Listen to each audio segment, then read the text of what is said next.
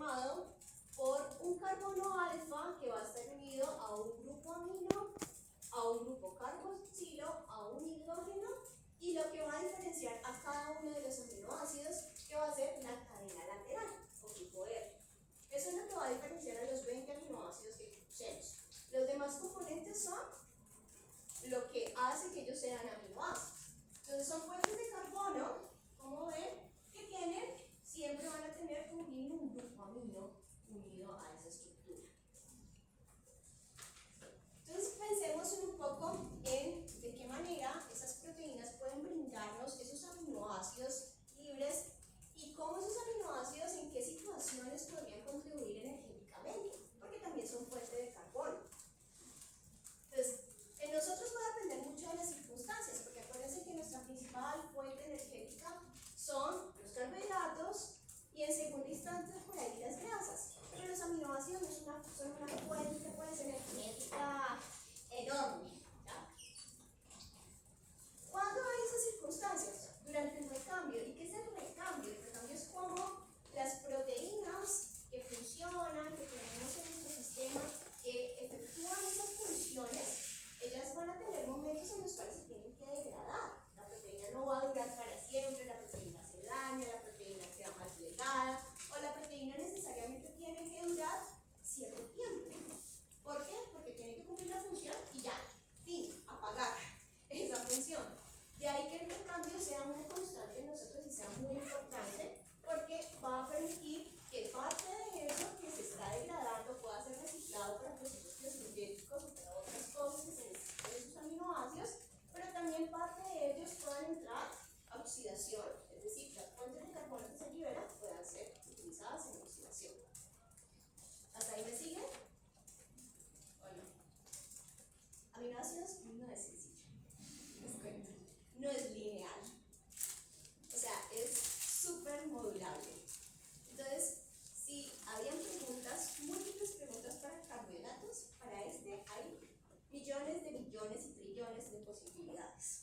Por así es, entonces no se me pierdan, ¿listo? Porque este es súper dual, o sea, hacen de todo, literal, es de todo. Entonces depende mucho de la situación, ¿listo? Otro ejemplo, cuando nos comemos, no sé, el megasado, el churrasco, más el chorizo, más las costillas, o sea, dieta hiperproteica. En esa dieta hiperproteica natural vamos a tener un exceso de aminoácidos, un exceso de proteína, y en ese exceso pues tenemos que liberar un exceso de nitrógeno que hemos consumido. Y como liberamos exceso de nitrógeno, vamos a tener un excedente de carbohidratos, o de carbonos, mejor dicho, fuentes de carbono.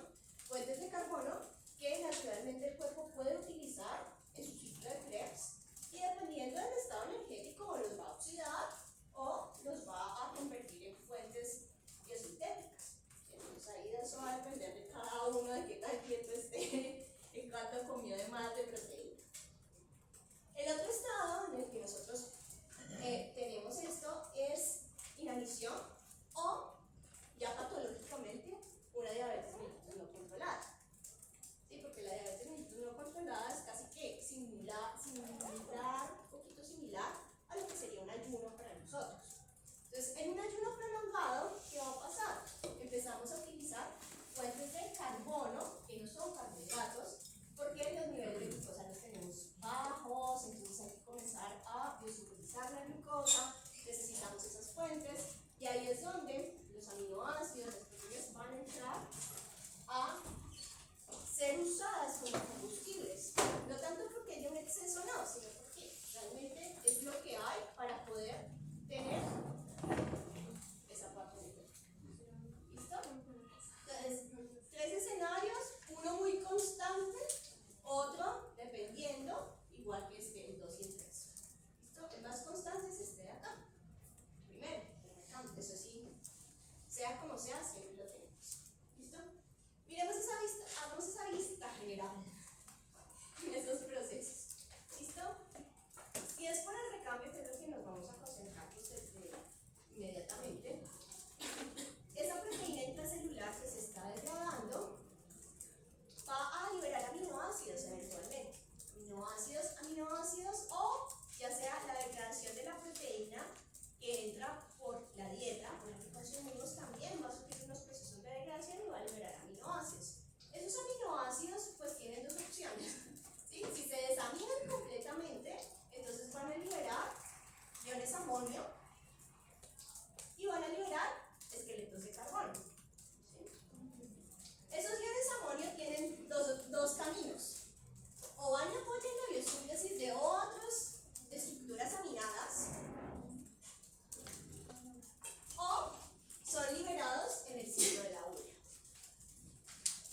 hay que tener en cuenta, nosotros no reservamos nitrógeno.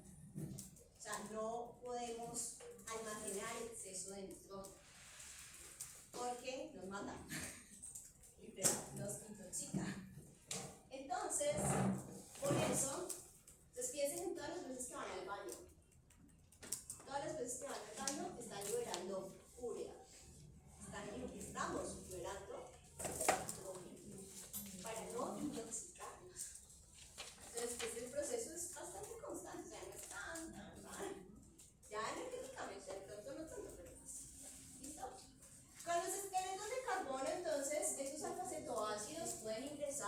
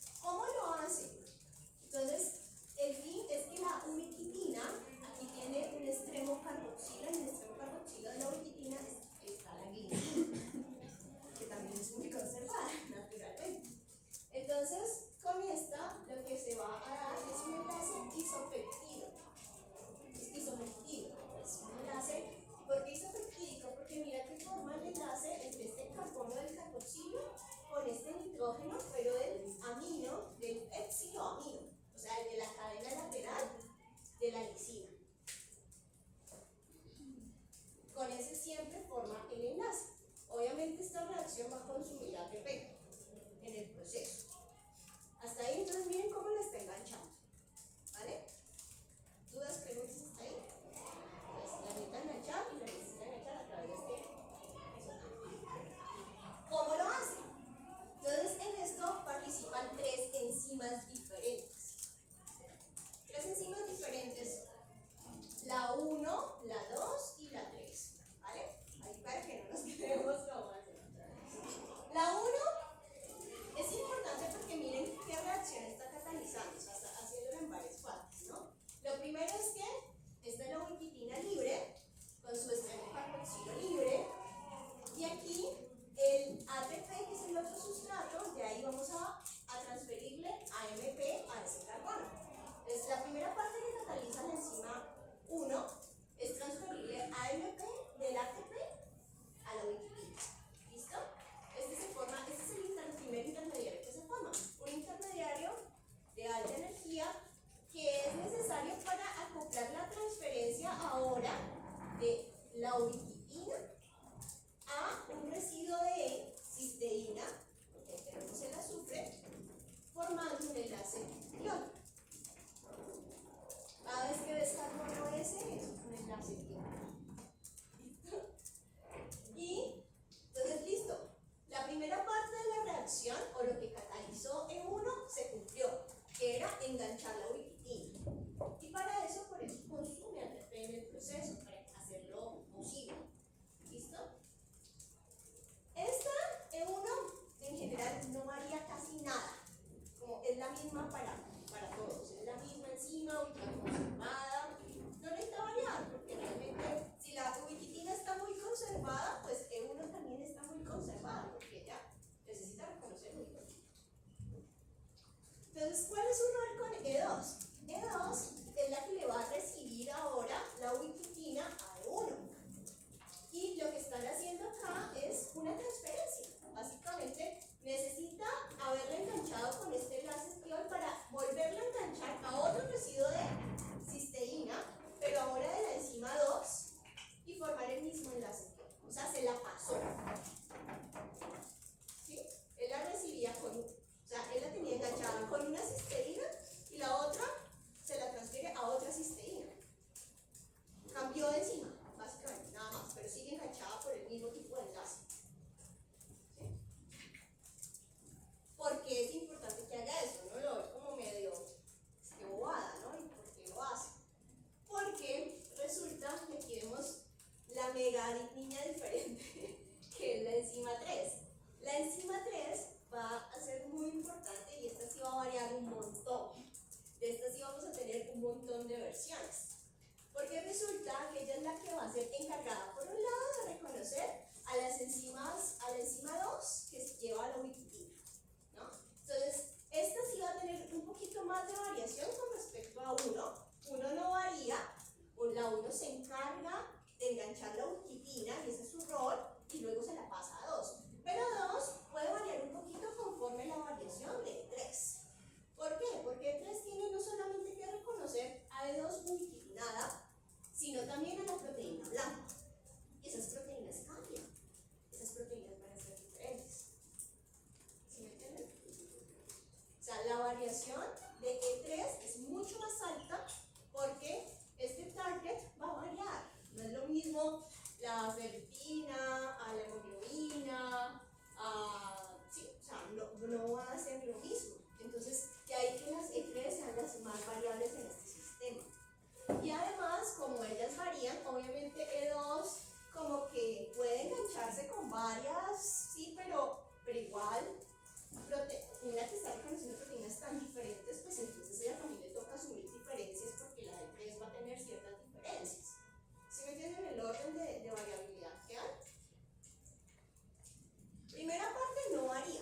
Ubiquitina es ubiquitina y lo que hace es enganchar la ubiquitina. Entonces, que varíe uno no tiene sentido porque está enganchando lo mismo siempre. ¿Sí? E2, pues es el que tiene que reconocer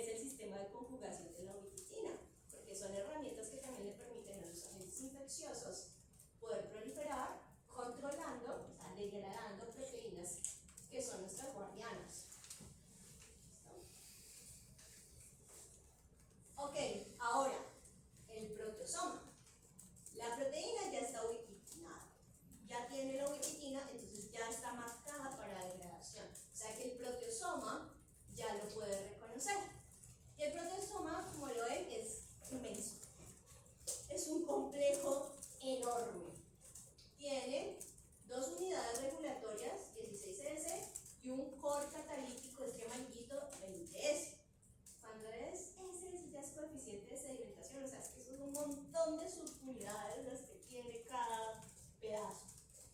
¿Listo? ¿Qué tiene el core catalítico? Está formado por dos subunidades tipo alfa, como en los extremos, y en el centro dos beta, tipo beta. Realmente todo esto es una sumatoria de 28 subunidades, codificada por 14 genes diferentes. Sí, así de importante es el complejo proteosoma. Y de hecho esto es lo que más tenemos en común con bacterias, o sea, ellos también tienen proteosoma igual que nosotros. O sea, es tan exitoso el complejo que se ha mantenido últimamente. Entonces aquí es donde se va a dar realmente la proteólisis de la proteína blanca. Pero tenemos estos centros de acá, estos centros regulatorios, que se van a encargar de varias cosas importantes. Un centro de, y así, cada una de estas unidades tiene realmente 19 subunidades. Y el sistema, por eso parece como una especie de túnel, ¿sí? Que empieza como a entrar, todo lo que va a entrar va haciendo eso, para poder llegar al centro catalítico. ¿Listo? Ya sea y por acá también, ¿no? Pues por eso tiene como doble entrada, por así decirlo. ¿Qué va a pasar?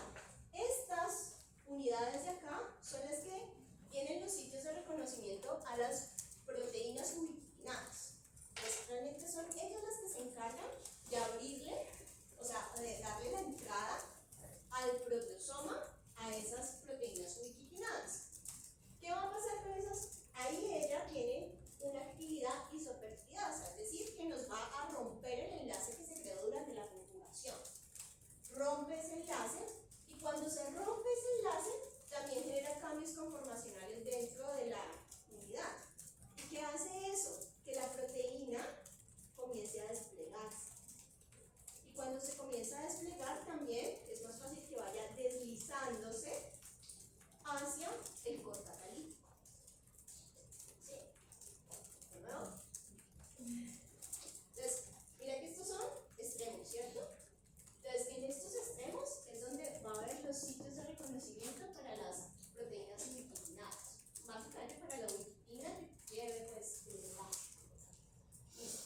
cuando ingresan allí, entonces en ese centro catalítico, en ese centro pues, o esa actividad que tiene esa subunidad, va a llegar y va a ocurrir o sea, va a activar la redundancia, actividad isopeptidasa.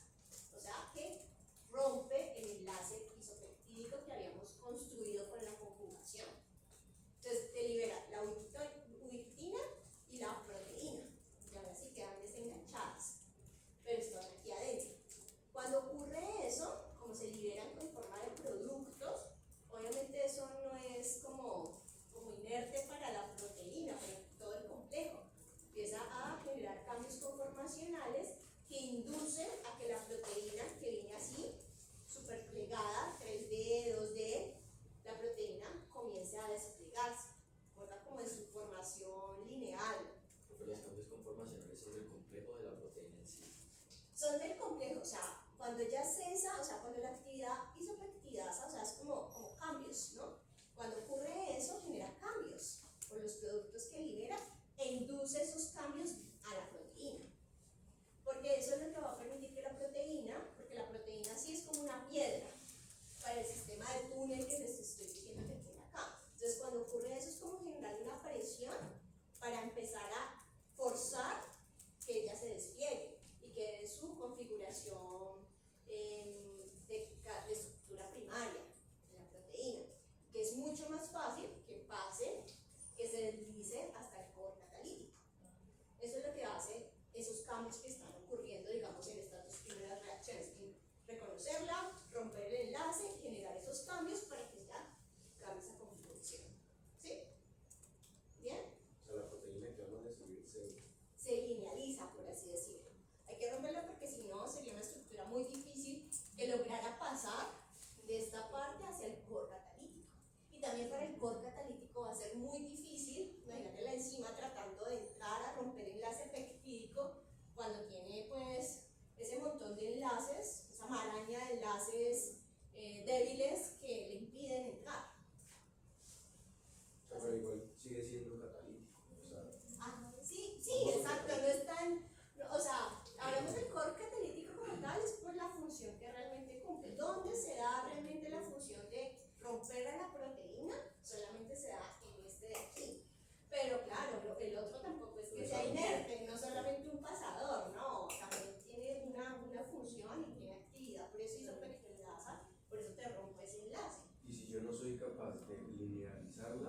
la paso al corte catalítico. No puede pasar, se queda como atascada.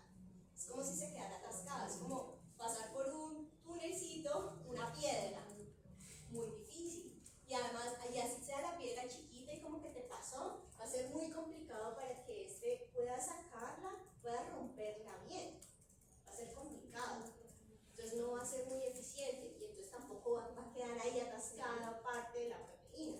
Entonces de ahí que sea como un sistema muy bien que asegura esto. Por eso mira, o sea, son 19 subunidades que tiene esta cosa. Es un concierto. O sea, la está cocinando. Listo. Entonces, ¿qué pasa? Entonces, cuando llega ese core catalítico, entonces, lo más importante que tenemos en el core catalítico son unos 3 sitios o 3 residuos de serina, de treonina, que tienen como cadena lateral 1H. 3 residuos de treonina posicionados que tienen por la posición, el ambiente, acuérdense en el que están, esos 3 residuos de treonina con los OHs se convierten en nucleófilos. Y como nucleófilos, entonces, la pueden atacar ese enlace peptídico. Y es lo que le va a facilitar el core catalítico ir rompiendo enlace peptídico a través de eso. O sea, con ese mecanismo del nucleófilo que tiene aquí con la treonina, en los extremos terminales, es que va a poder lograr esa proteólisis. Ahora, ¿qué otro? Va a liberarme péptidos. Ojo, no me libera aminoácidos, me libera fragmenticos chiquitos. Fragmentos de 2, de 7, de 9 aminoácidos, ¿sí? Comparado con 500, 800 aminoácidos que venían juntos en una proteína, promedio 1200, ya puede haber de todo. Lo fragmenta en cadenas de 7 a 9 aminoácidos. Eso es lo que va a botar el proteasoma. Y por lo tanto también va por ahí salir la uridina.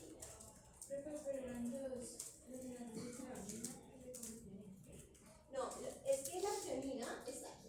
¿Sí? Tiene 3 residuos, o sea, en esas proteínas tienen en los extremos amino, tienen la treonina. Y la treonina tiene en la cadena lateral OHs.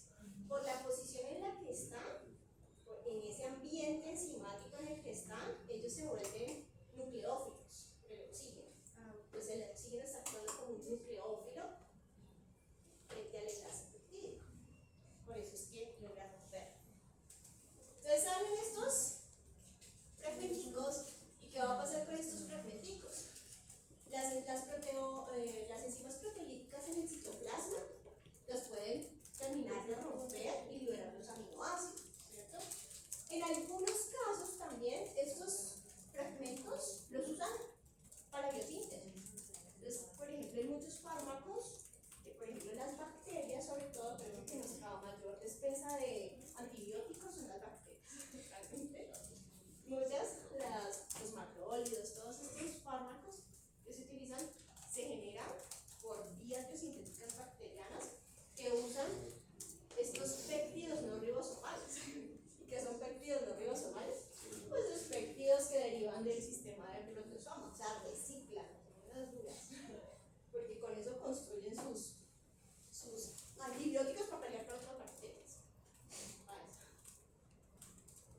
Ok, ahora sigamos en el caso, entonces proteólisis de los aminoácidos, y entonces en estos casos o estos aminoácidos se reciclan porque muchos de ellos se van a reciclar para procesos biosintéticos que necesitan de los aminoácidos, esas fuentes de nitrógeno y carbono, o se van a liberar exceso de urea, exceso de nitrógeno en forma de urea, ciclo de la urea, y los esqueletos de carbono, pues ya vimos, para energía, para síntesis de glucosa, gluconeogénicos, o para inclusive síntesis de ácidos grasos. El exceso puede hacer que el ciclo de Krebs vaya lento, etc. Salen los productos. ¿Hasta ahí dudas, preguntas? Porque esto es